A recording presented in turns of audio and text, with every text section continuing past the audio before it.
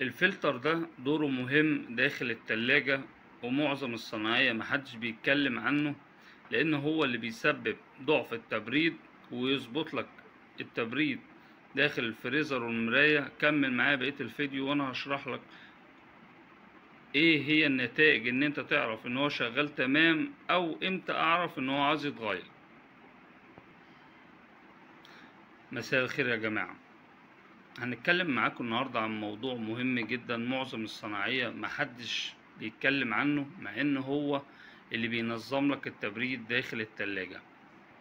القطعة دي مصنوعة من النحاس، اسمه فلتر، بيبقى جواه حبيبات صغيرة زي ما انتم شايفين معايا اهي. ايه دورها وايه لازمتها؟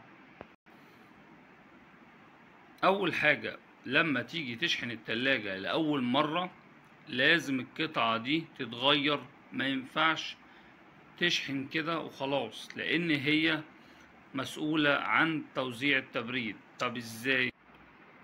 لما تيجي تشحن التلاجة الفريون بيعدي داخله، ومفروض الحبيبات دي مسؤولة عن تنظيف الشوائب اللي بتخرج من المركب عشان ما تعديش على الشبكة الخارجية وتتقل حركة الفريون. المفروض هي دورها ان هي بتنظف الفريون عشان يبقى نقي، عشان التبريد يبقى مظبوط. طب امتى اعرف ان هو عاوز يتغير؟